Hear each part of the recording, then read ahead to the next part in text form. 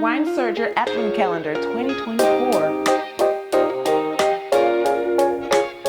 And it is clinging to the sides of the glass. It's so beautiful.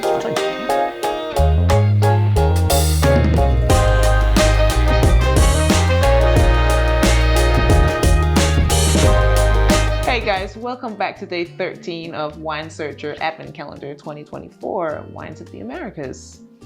Today, David, it's a special day, right? Well, we have a Chenin Blanc. It's a special day. Every day is a special day with us. Sorry, I'm fucking up, haven't I? So today we have a Chenin Blanc. This is our first and our only Chenin Blanc. Yeah. I wouldn't say Chenin Blanc is a great variety you see a lot being made of in the US. But there is this one place, Clarksburg, on the banks of the Sacramento River, so we're south of the bay here, where you get the cooling influence of winds from San Francisco Bay. You've got quite rich, heavy soils, and it just seems that Chenin Blanc seems to work in this location on these heavier soils. I suppose it's a variety that keeps its acidity quite well. You get uneven ripening within bunches of Chenin Blanc, and so there's still a freshness. There's a lot of other grape varieties are grown around Clarksburg, but they all go into bigger blends. But here we've got a wine from Aperture. So this is our second Aperture wine. Aperture wine, yeah. So winemaker Jesse Katz is somebody who's really respected winemaker, but somebody who likes to sort of respect place and time in terms of making wine. And he found what he refers to as a heritage vineyard, growing old Chenin Blanc in Clarksburg. And he's just made a really stunning wine out of this. So he's a top winemaker, and it's probably a great variety that the marketing department would, if you were running a big winery, the marketing department would say, no, don't make that. There's very few big brand Chenins, because people aren't necessarily looking for Chenin Blanc. We've got a top winemaker, fabulous vineyard, and I'm expecting this to be a really exciting wine. And I would expect quite good value. What's the price? It's $33. $33. So this is as good as I think it's going to be. I think we're in for a treat here. So before we dive in, I want to talk a little bit more about the label, because I remember it from day 5. What is the backstory here? Just to reprise, Aperture is a wine brand named after Jesse Katz, the winemaker. His father Andy is a photographer, professional photographer, and his photographs are on all the labels. It's a wonderful picture of a view. That's a Chenin Blanc Relief, I think. And it was through his dad, Andy, who was doing this photography for some of the great chateaux and wine estates in France, that Jesse got into wine. So there's a really lovely link there. That's a lovely link, family link. Yeah, I think that's beautiful. I love the story. So should we look at the wine? Yes, let's do it. Okay, so we've got a wine that's come from low-yielding old vines on the banks of the Sacramento River there. It's been made quite simply. The fruit is pressed as whole bunches, so you get clear juice. And what that means is you're not destemming it first, so you're not taking the grapes aren't being broken up. You're getting really clean juice. It's then allowed to settle, and then it ferments. Actually, with the indigenous yeasts that have come in, it's just allowed to ferment with its own yeasts, giving it just quite a natural ability to express where it comes from. There's a very light amount of oaking. I think about 20% of it spent a bit of time in old oak, but actually most of it was fermented and aged in stainless steel and concrete fermenters. So it's quite a neutral thing. So it's just the fruit being allowed to express itself, and perhaps the barrel aging and a little bit of lees, adding a bit of weight and richness to the wine. It's very interesting how many different ways of storing and utilizing the wine before you put it together and create the different effects it has on it all. But here I think that it's a question of trying to keep those from the fore and let the fruit really show itself. So let's see what we make of it. Pale colour, almost a sort of a pale yellow, almost greenish hint. Tint of green, yeah. swirling it. This has got, I think, 13.1% alcohol. Yes, the correct. notes are in the booklet there. If I've got that wrong, tell me. Great. It's not particularly forming tears on the glass.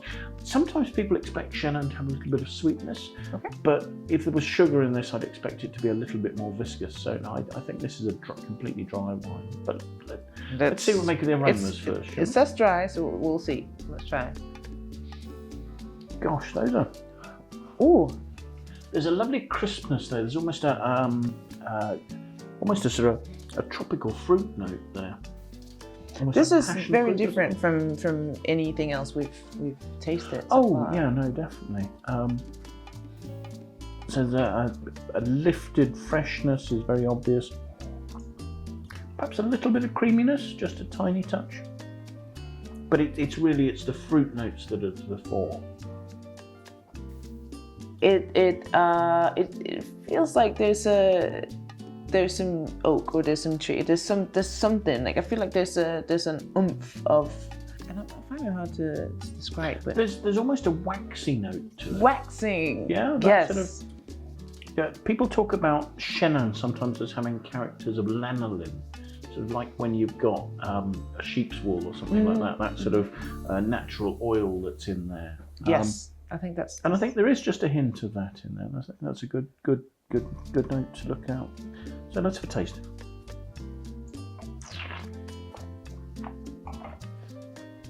Now I'd say that's a dry wine. It's dry and it's fresh, but there's almost like a honeyed richness to it. It's at first for me the experience is it's very dry, but then very quickly that It's a richness, almost honeysuckle sort of notes, honeysuckle perfume. yeah. It's like the real honeyed richness, almost like a slightly overripe fruit. Just as an apricot or something like that is starting to get that bit overripe itself, almost slightly unctuous. It's lovely. It's I don't know if you can say strong, but it just have a. There's a good intensity. Yeah. I think there's a little bit of creaminess running alongside the fruit. It's really nicely integrated with it. I think that's coming from just a little bit of lees aging in the barrel. I think the acidity stays throughout it. You've got a lovely crisp, almost sort of citrus sort of note at the finish, and that's giving it quite good length. Perhaps there's a mineral crispness at the finish as well. I'm really impressed with that. I love the power of the wine. I love its harmony. Yeah. I'm talking about all these elements like sort of honey and citrus and that sort of thing, but actually they don't stand out. They're all beautifully integrated. They work together really well. I think that's a really lovely wine. I think it really takes us on a journey here. Yeah, and I also think it's a wine that would be really interesting to age, because I think those honeyed notes would become deeper and richer. I don't know what the booklet says as far as the aging suggestions. It says from 2024 to 2028. So yeah, it's a 4-year window. I think it'd probably age longer than that. It's got really good acidity, and the acidity would help it do that. But I think that's an exciting wine because it's very different from I think anything else we're going to encounter. I think I love this wine because this is what we're aiming to do with the calendar, just to show you some of the diversity of the different sort of wines that are created throughout the Americas, and just.